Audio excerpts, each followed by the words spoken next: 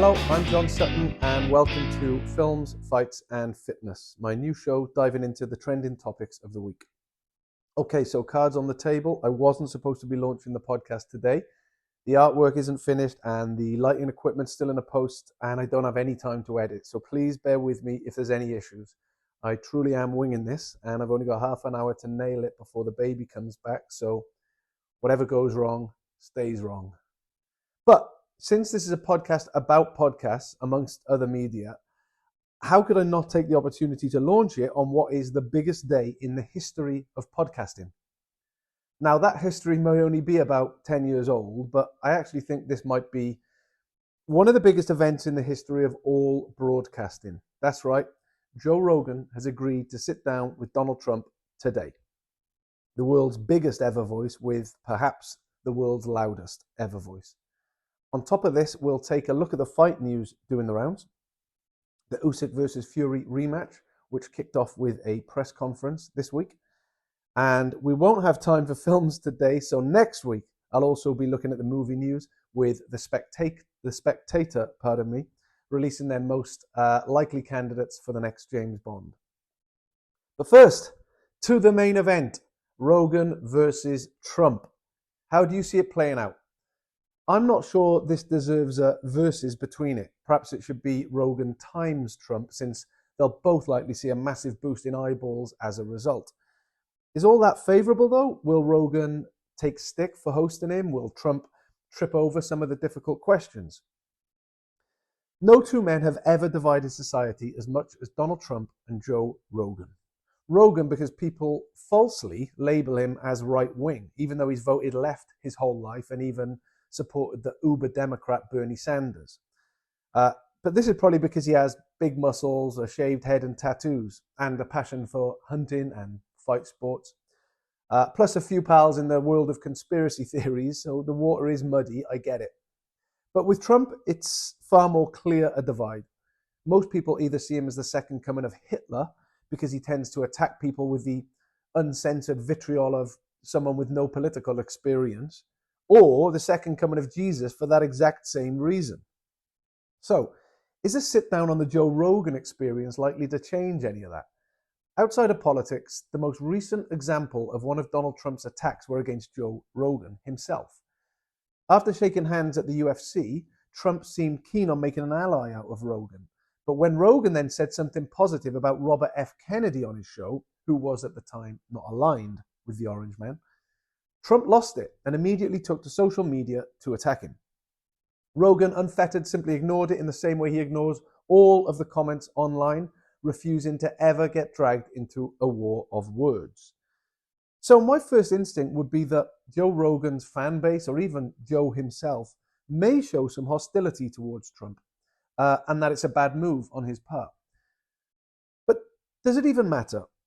Even if the UFC fans who picked up on this divide don't agree with Trump's style or gel with his character, and even if they think attacking Joe was a hit on one of their own, they'd have probably voted for Trump anyway.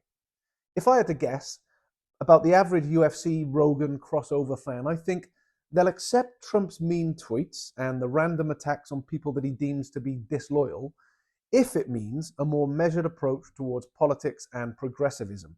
And that is exactly how they see Donald Trump. So Trump might not lose any votes from the UFC community, but he's unlikely to win any new ones either. Net zero. But Joe Rogan's listeners stretch far beyond mixed martial arts. Long before taking the job as a commentator for the UFC, he was the host of Joe Rogan Questions Everything, with a huge fan base in the weird and wonderful world of the paranormal, amongst other things. Even though he spent half the time mocking their belief in Bigfoot, that fan base, with an interest in anything from UFOs to the Loch Ness Monster, form a large part of Middle America.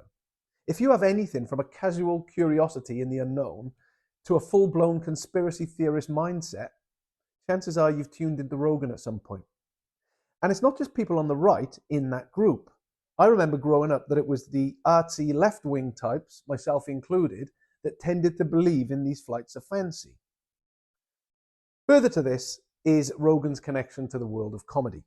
He's something of a god in that community, having recently opened his own club, and both comedians and fans alike tend to be relatively apolitical.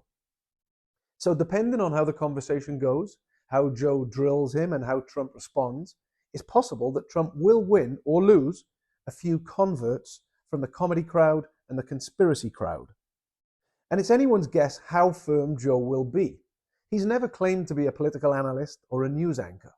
He just likes to have a little smoke, have a little drink, and sit down with people he finds interesting. There are 3 questions that I guarantee Joe will ask, though. Who shot JFK? What do you know about aliens? And what's it like on the first day in office? This isn't a guess. Joe has always said he'd like to ask that of any ex-president to get a behind-the-scenes view of what actually happens day one. Who's really running things, and how soon in do they let you know that? My suspicion is that these questions will dominate the conversation in a fairly light-hearted manner.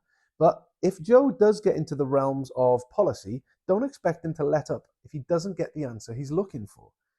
He's never been one for trying to catch clout with viral moments on social media, the way that legacy media tend to do, but he won't let go of a bone once it's in his teeth either. Joe Rogan might have the best bullshit detector I've ever known from an interviewer, partly because he doesn't profess to be an expert, so demands that his guests lay things out in plain English. There's no ego stopping him from asking what may appear to be a stupid question, the way that a political specialist may stop themselves in a similar situation. This gives his guests nightmares if they try to skate around an answer. And for anyone who still thinks he's a right-wing plant and this will be a walk in the park for Trump, just watch Rogan's conversations with true right-wing figures such as Matt Walsh. In that instance, and in others, Joe argued relentlessly against their conservative positions in what was pretty uncomfortable viewing. Don't be surprised if the same happens here on a whole new level, causing eruptions to break out across the world of podcast politics and everyday life. Because that's what happens when the heavyweights compete. And on that note, over to the fight news.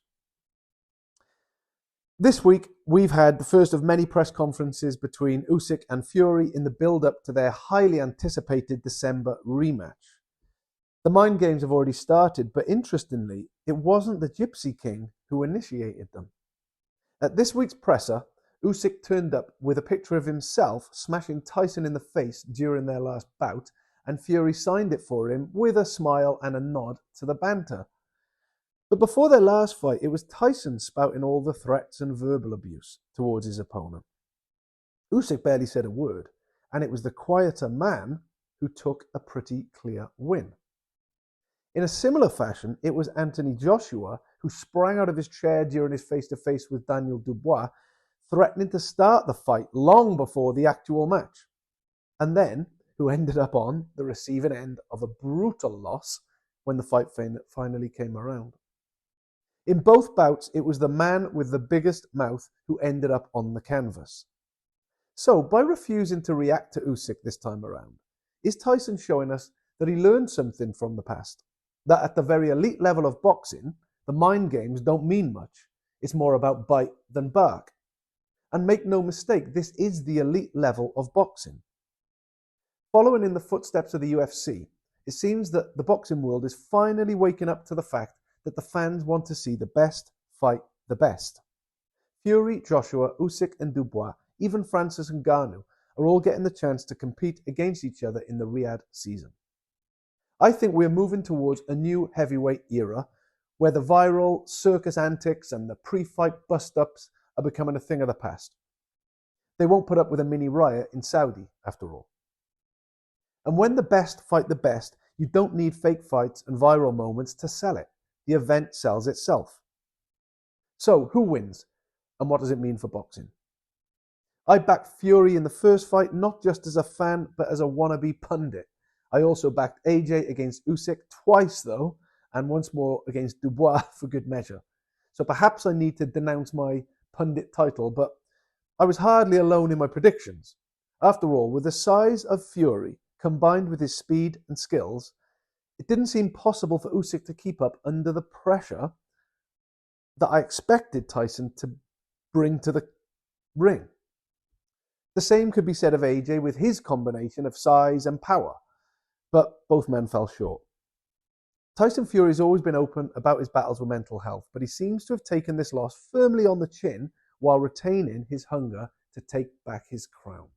So, I see Tyson doubling down on his training ahead of December, so I'm sticking my pundit title back on the line once more. Tyson to win on points. After all, in the second phase of the war, it's Tyson, not Usyk, who's playing the quiet man. Thanks for listening. That's all for this week. I'll be back next week with more films, fights, and fitness news. Thank you. Bye-bye.